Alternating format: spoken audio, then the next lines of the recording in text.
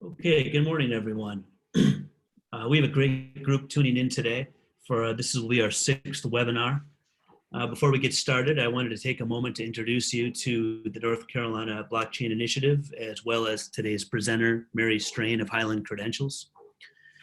Please note that if you have any questions, we will have a chance to have a Q&A portion at the end of the presentation. But in the meantime, we'll keep everybody muted to ensure there are no interruptions during the webinar. But please feel free to type in any questions in the chat area on the side.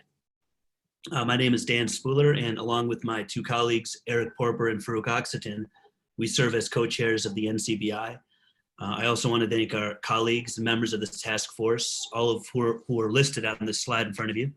And as you can see, they come from a wide range of backgrounds in business, policy, and academia. We're grateful for their support and contributions.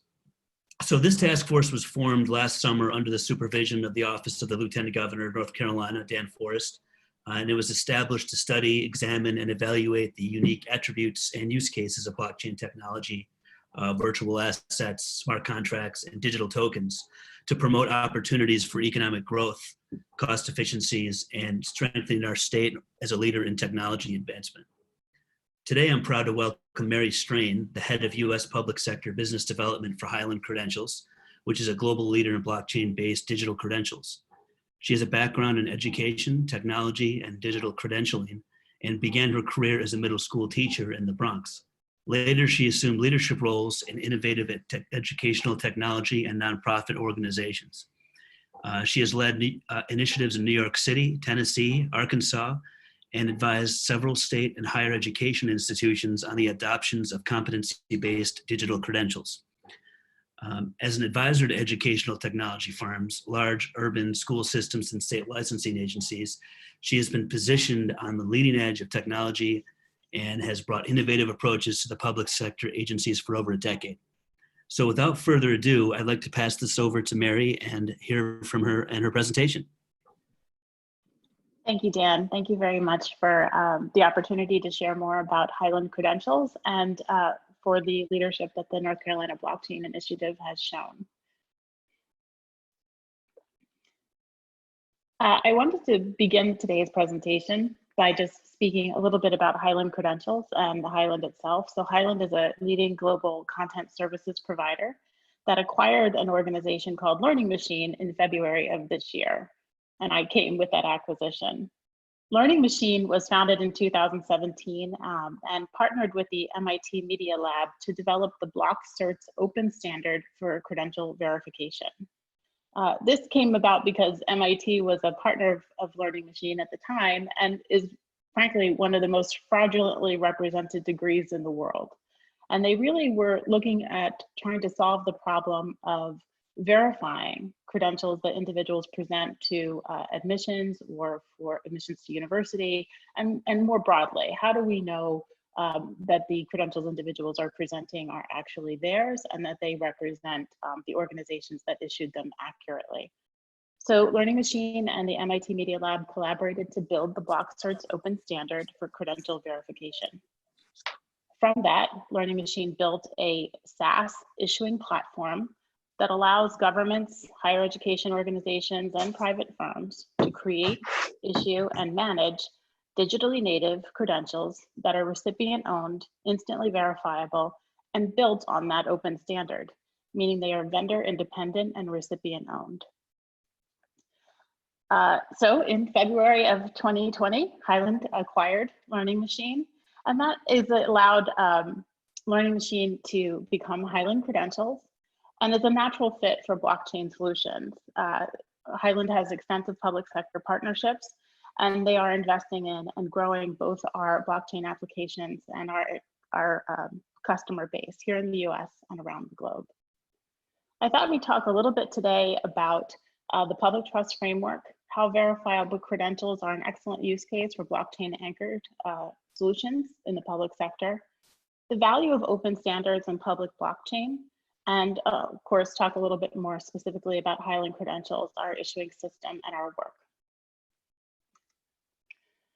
As we know, and as you've heard in many of the other webinars, the blockchain represents a new trust ecosystem, the ability to demonstrate transparency, identity, and verification It's been most widely known for its ability to demonstrate ownership of assets, so ownership of cryptocurrency assets or other assets without a third-party intermediary. HYLAND Credentials believes that we can also ensure ownership of high-value credentials, other types of assets, things like your college diploma, your college transcripts, your medical license, your cosmetology license, your business license, your immunization records, and more. So how do we leverage that technology to demonstrate ownership over those high-value assets for individuals? And why is this important? It's important because fraud is more rampant than we'd like to think. There's ample evidence that more than 85% of job applications are misleading. People are representing their experience, their credentials, and their background fraudulently. There are over 200,000 fake diplomas issued annually.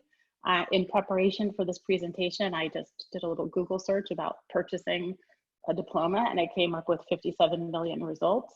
You can purchase a diploma from Duke or North Carolina State University or MIT for less than $500. Shockingly, more than 55,000 PhDs are purchased in this country, and versus the 45,000 that are actually earned. And I think we don't understand the both economic and trust impact that this has on how institutions are hiring and promoting and thinking about individuals' competencies and requirements as they position themselves for positions both in the public sector and in the private sector. North Carolina had several high-profile instances of educators last year who had fraudulent credentials, and that has real economic impact in terms of both fraud damages and the slow pace at which people have to go through to verify credentials without instant verification. So I just wanted to point out that there's over $744 million in fraud damages in the United States due to fake credentials, fake degrees, fake professional licenses. A high-profile case in the state of Florida last year, an individual had printed a fake diploma, fake transcripts, earned an engineering license for the state of Florida and a position, and built bridges for 8 years undetected. Certainly, there's not just a financial impact there, but there's a public safety impact. So what we're seeing is that with all of this fraud, we're breaking down the trust ecosystem in the economic development of our state and our country. And so we really need to think about how we create easier, simpler, better, more verifiable verification of credentials. So the current credentialing ecosystem is time consuming to send and verify, often a paper-based system. There's rampant opportunity for fraud. And just for an example, in the current crisis related to COVID, a state has sped up the process for medical students to be able to earn medical license so that they're able to respond to the challenge. The process is that an individual hold up a driver's license on a Zoom call with a notary, and then they also hold up to the screen their college, their medical degree on a Zoom call with a notary. So somehow that gets notarized and submitted to the state. And while it is attempting to address the requirements around social distancing, certainly does not represent the most fraud-proof way to ensure public safety. And so these kinds of challenges that arise, unforeseen challenges, really expose the need for better digitized, more efficient, more secure processes. Also, credentials currently are quite hard to revoke. If an individual is certified to run a daycare and they commit a felony the next day, it's certainly not apparent to people who are using that daycare system that that individual has had their credentials revoked unless they send out law enforcement or someone to shut them down. We recently presented to an airline that credentialed its own airline mechanics. Individuals who failed a drug test or failed to keep up with their safety training, the process to revoke their credential was to mail them a letter and ask them to destroy their credential. So that, again, not efficient and certainly not in the public interest, and presents significant safety issues. Often, credentialing at the state level happens via a very large, centralized, and very expensive database. that the state owns and controls, but is also a honeypot of potential personally identifying information for hackers. So we don't have to go too far to look and see how both federal and state agencies have been hacked. Personally identifying information has been exposed, and the maintenance and security of those databases are extremely expensive. We talked a little bit about the challenges around social distancing requirements and even just the processes moving forward for states looking to be transforming how they issue licenses. There are better and faster and more reliable ways to do this, and I think now is the time to start thinking about that. Another thing that I like to point out when we talk about the credential ecosystem is that professional licenses are not just used for employers. Often professional licenses are required for law enforcement. Again, in the current crisis, you may need medical professionals who are able to demonstrate their credentials to law enforcement to access testing sites. You might need a line worker who's worked on electric lines to access secure areas in a disaster area after a hurricane or a storm. So how do we make these credentials transparent, easily verifiable, digital, and accessible to the public? Well, blockchain anchored, independently verifiable credentials are one way to do this. And this is just an image of a BLOCKCERT issued by HYLAND Credentials. Again, you'll see that this is a digital document. There's a verify button right on the phone. You could hit verify, that'll run the verification system. And so we believe that this is really a way to transform efficiency, to transform public safety, and transform how we engage the public in compliance with licensing requirements in the state.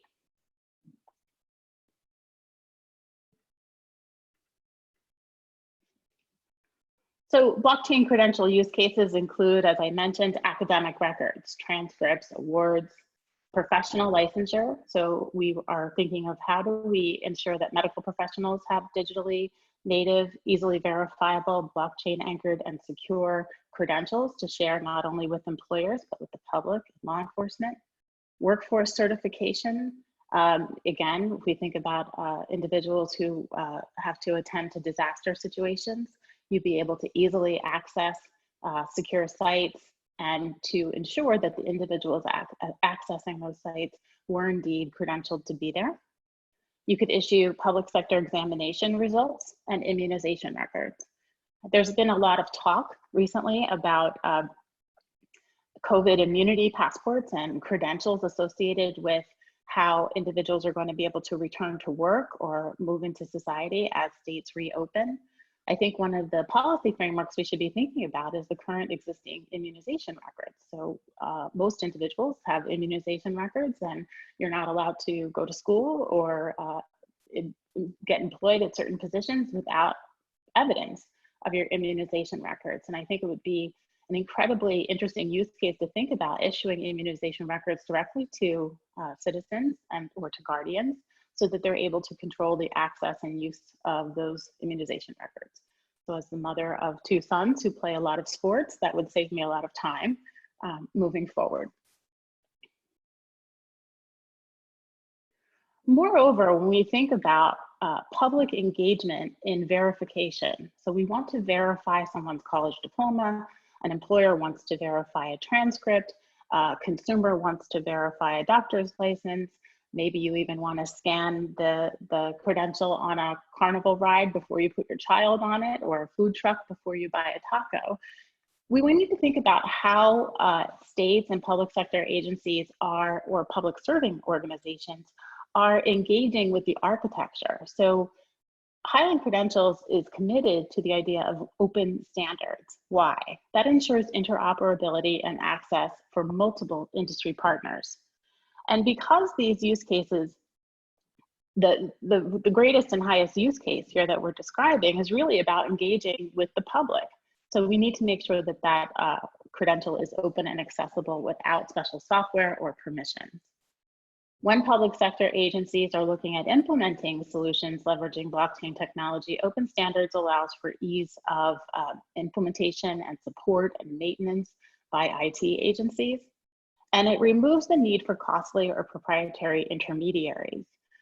Currently, if a student needs access to their transcript, they would send a notice into their university and ask the university to issue an official transcript on their behalf. Typically, the university would then partner with an intermediary who creates a digitally signed PDF of that document and sends it out on the student's behalf. That creates multiple vectors for attack from a security standpoint and also cost in terms of a third-party intermediary. What Open Standards does is allow the issuing institution to issue those credentials directly to the students. The students then control access to them and control who can receive them for free and forever. I also wanted to point out that the value of public blockchains moving forward. HYLAND Credentials is blockchain agnostic. We can issue to any blockchain, but by default, we issue to the Bitcoin and Ethereum blockchains, the largest public blockchains. Typically, public blockchains come at a lower cost, not always, but typically. Often, because of the distributed ledger architecture, they have higher integrity and are in fact more secure, and they allow for that open access. If you are considering a solution for the public sector, and there is a vendor sitting at the middle of this circle, then you are not vendor independent, you are vendor dependent. And it's just something to consider as we think about how we engage the public in the trust ecosystem.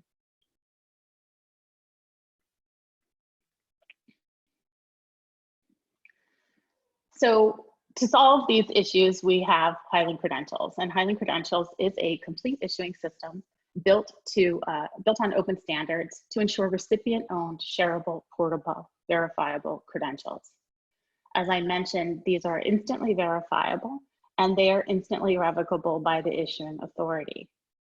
They have embedded metadata, so you can ensure that individuals can, you can cryptographically seal and verify areas of permitted practice. You could cryptographically seal and verify micro-credentials or digital badges that individuals have earned, geographic areas of permitted practice.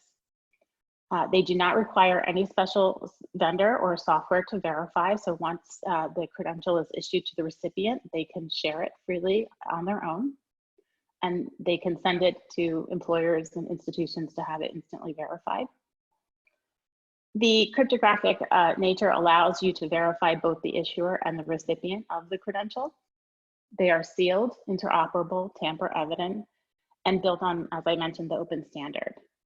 The other thing that's exciting about HYLAND Credentials is that we have been an in-market solution since 2017, working in 8 geographies around the globe, issuing hundreds of thousands of digital credentials. We work currently in the United States with MIT, with Lehigh University, with the New Mexico Department of Education, the Federation of State Medical Boards, and increasingly with additional state agencies looking to have verifiable credentials for state licensure.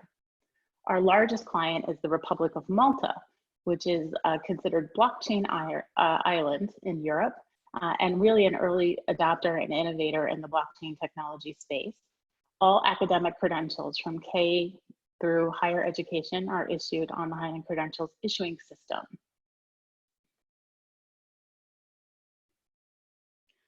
Just a brief overview of how the issuing system works. The university issues a BLOCKCERT anchored credential to a student. The student then receives it in a digital wallet. They can share it with potential employers or others, and the independent verification is possible through blockchain anchored technology.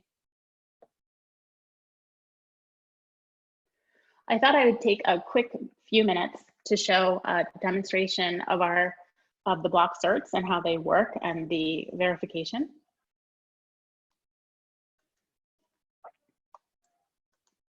I'm just going to jump out to the web to do that. Or maybe not. Whoops, sorry. Here we go. Okay. So this is the BLOCKCERTS website. And this is the open standard available for anyone to take a look at. Notice it's not owned by HYLAND Credentials or MIT. This is blockcerts.org. There is a GitHub of open source that's available, open source GitHub, where you can look and see command line code and information and a community in support of the BLOCKCERTS open standard. So again, should the University of North Carolina choose to create their own issuing system, they can use this GitHub to do so. This is the BLOCKCERTS Universal Verifier, an open portal that allows you to verify any BLOCKCERT issued by anyone in the world. And this is HYLAND Credentials website, and what we have available here are a couple of example BLOCKCERTs. You'll notice that these BLOCKCERTs can have any form factor that you choose. They can have images, they can have signatures, they can have QR codes. For academic institutions, often they'll have scrolls and seals, so they look like a diploma. They can be printed, and the QR codes on them can be verified. I'm just going to open one up, take a look at the certificate. You'll see that this credential instantly verifies, and we'll go through that process in a minute. This has information on it, sometimes information that you would include on the front of any diploma or certificate or professional license. It has an issuer date. It indicates the name of the issuer. In this case, it was issued by Learning Machine. It has the issuer's public key, and that allows, again, for additional authenticity and verification. HYLAND Credentials customers actually post their public keys on their verification portal so that verifiers are able to go back and say, was this credential in fact issued by MIT? Can I confirm that by checking MIT's public key? The transaction ID is the receipt that shows when this credential was actually hashed to the blockchain and refers back to that transaction. The credential, as I mentioned, can include certificate metadata. So this could be micro-credentials, permitted practice, exam results, nearly unlimited amounts of data.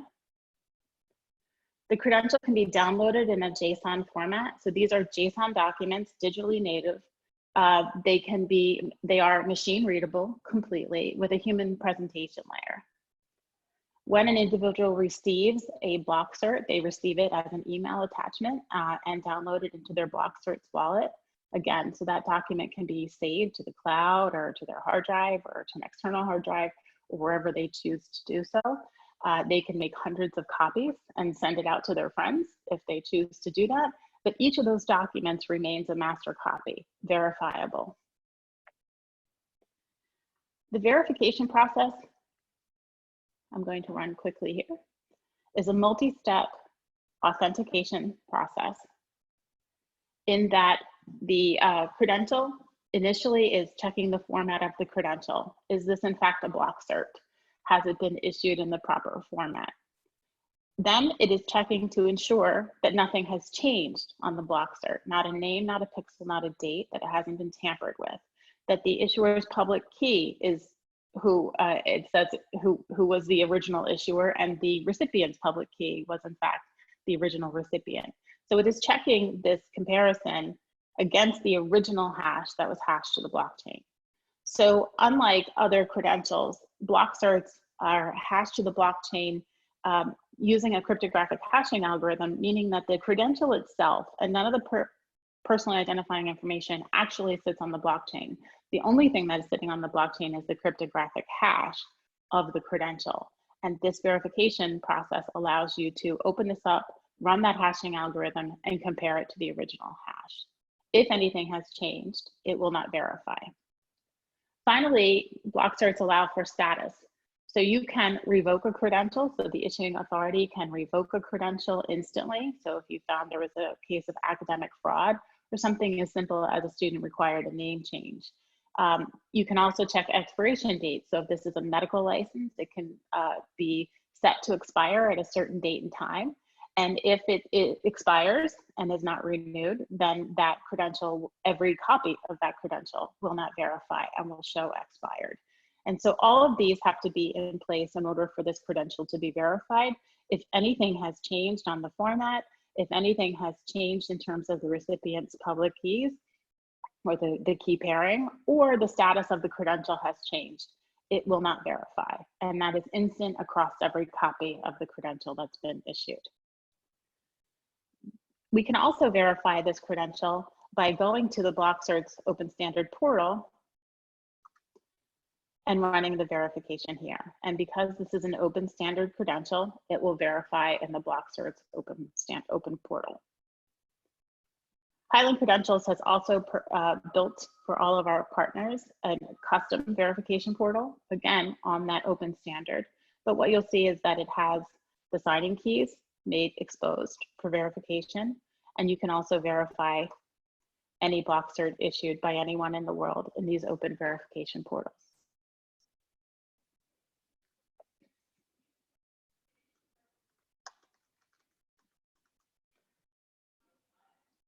So that's just a little bit about how BLOCKCERTS works.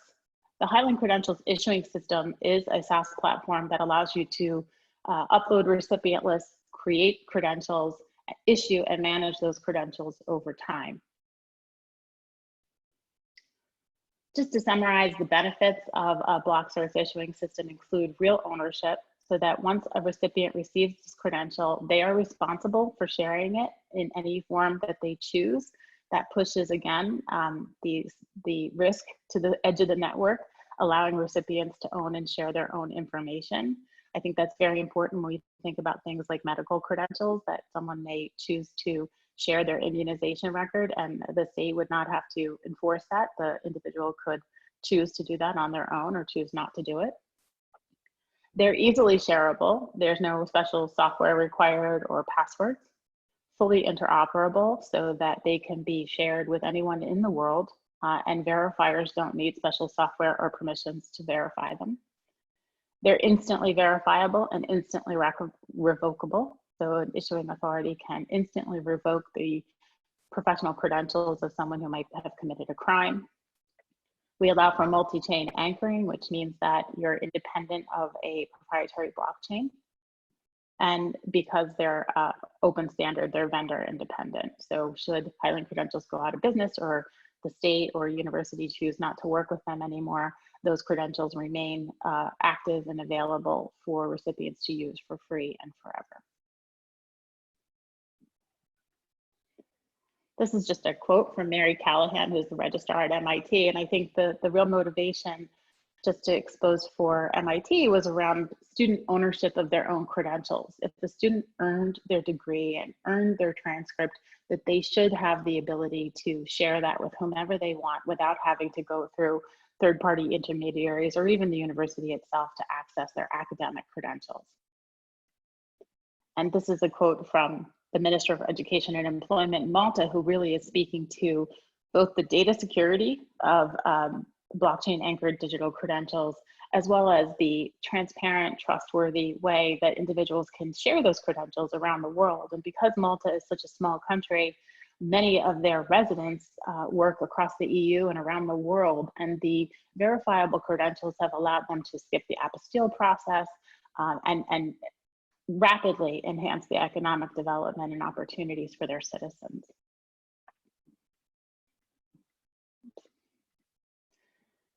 So I'm available for questions. That's a bit of what I had to say today, and I appreciate the opportunity to share more about HYLAND credentials and verifiable credentials.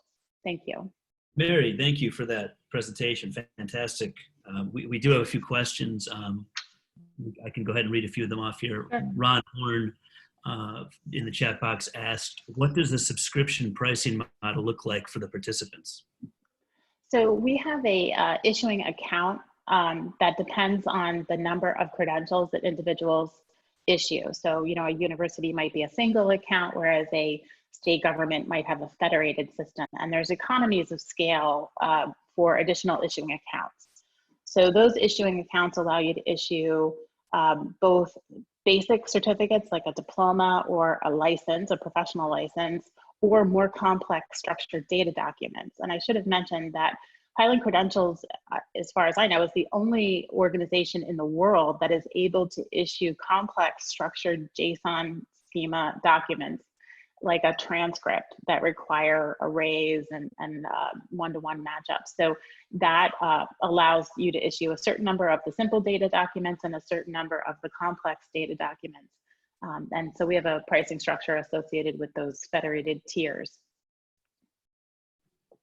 But I can share more, you know, if folks want to have a separate conversation. We have another question. Do you identify verification of the recipient beyond possession of the keys? No. So we are working towards additional identification processes and through our efforts with decentralized identity. And so that's on our roadmap. But beyond that, we encourage in a situation that might be high stakes, for example, if someone has to, with law enforcement, that you would issue the credential, show the credential for your medical license, and then do an additional verification, for example, with a driver's license. Okay, and do you have a link to the website for HYLAND credentials? I know there's HYLAND generally. Oh, there it is. Okay, Yeah. credentials.com. Sure. So there was a few folks from state government on today, and I'm curious to see, you mentioned earlier COVID-19 and the situation there. How could, what are some of the solutions? Can you touch more on that regarding the COVID-19 immunization records or the future records, and how they could assist in folks returning to work and a normal sense of life? Sure, and I think this certainly is dependent on the state's policy determining how they want to, what standards they want to set around individuals going back to work. But some of the conversations we've had recently are sort of a three-tiered approach. One is, given the current scientific recommendations or ability to test, you could have a credential that's issued directly from the public health department to a recipient that says they've had a test with a result at a certain period of time. And then that might be an initial statement about an individual's status. Obviously, we know that that's not good for very long, and the state could set up some policy frameworks around how they want to determine when people need to be retested or how they're accessing testing. Eventually, my thinking, and this is just a thought, is that we have the existing policy framework of an immunization record, and students are required to show them to go to school, to access certain sports or camps, and that's just speaking from my personal experience. But the immunization records have information about your status relative to things like measles and mumps and et cetera. So the policy framework exists for how we share, manage, and use that information in the world. I think we need to wait for the science to catch up about when we can say with certitude that someone does or does not have or is immune to COVID. But in the interim, there are some interim steps I think state agencies could consider that use a blockchain anchored credential because it's recipient owned. The state is not sharing this on your behalf with anyone. You can choose to get this information and use it how you choose in the world to move forward. We have another question and a comment from John Walsh from Sidespan. He asks, how do we get all businesses and the general population to understand the value of this approach more so? We love it, but many folks don't know or understand the value. In short, how do we expand the brand of this technology? That's a great question. I think that there are, we certainly need to get it out and used. And I think one of the most exciting opportunities for me is in the public sector licensing space, because I do think that people who are able to verify a credential instantly, for example, if I go to a nail salon and I get my nails done, I can presumably go on a website on my phone at the state Department of Health and look up potentially, or the Department of State, the individual sitting in front of me's license number. But that is, I have to create a password. I have to access a state database, and then I have to assume that the individual sitting in front of me is the name that matches. So the affective filters and sort of challenges associated with the current process for verification mean that most people just don't do it. If I'm dropping my child off at a daycare and I can simply scan a QR code every time, I'm going to do that. And we're going to drive compliance in ways we've never seen. And we're going to put the technology in the hands of people with no barriers. So hit verify, swipe, or scan the QR code. I think we just need to start getting the public sector using this technology in ways that people see value. And then you will drive additional use across both the private sector and elsewhere. But I think the simple and ease of access that individuals will have to the verification process will drive adoption, and the public sector has to be in it, I believe, first, because I don't think private use cases where it's only valuable within an internal organization. For example, if HYLAND or one company uses this technology, we're not building the public sector engagement. Someone said to me a while ago, nobody's going to scan a QR code or check the verification of the real estate appraiser coming into the house to take a picture of every room in your house, or of the food truck where you're buying your taco. But I challenge that because this is again a personal experience, but I think we can reflect on, when I come down the escalator at the airport, I can go to the left and get in a state regulated or city regulated taxi cab, or I can go to the right and I can get in an Uber. And every time I choose Uber, not just for the convenience of it, but also because I can verify the individual who's going to pick me up. I can see their record associated, their ratings, good or bad. I have more information about an Uber driver than I do in the regulated taxi industry. And I think those kinds of choices, because it's easy to do and verification will be simple, will drive adoption of the technology and drive public engagement, not just in blockchain technology, but public engagement in licensing across state agencies, which is very, very important for compliance.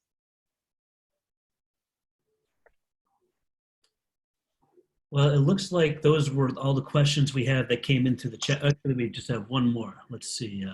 Oh, that was just a comment. Okay. Okay. And Mary, the comments are there for you to see as well on the side. But Okay. it looks like that was it for the questions. It certainly has been a pleasure, and this was a fantastic presentation. I mean, I think there was a lot of good ideas that are going to come from this, and a lot of folks have been asking us for connecting with you offline. So that's great. Thank you. So I encourage everybody on the line to visit our updated website, ncblockchain.tech, to get an overview of this presentation and other presentations we've done in the past. We're going to put this up on our YouTube page. And feel free to send us an email or contact us for ideas on future webinars and questions. We'll be hosting another webinar in 2 weeks, but I'd like to thank you, Mary, as well as Blake from the Lieutenant Governor's office and his entire office. On behalf of myself, Eric, and Farouk, we appreciate your support for this initiative, and we'll connect with everybody next time. Thank you. Please be in touch if you want a demonstration of the credential issuing system or have any questions anytime. Thank you very much for having me. Thank you, Mary. Thank you. Have a great day. Bye-bye. You too. Bye.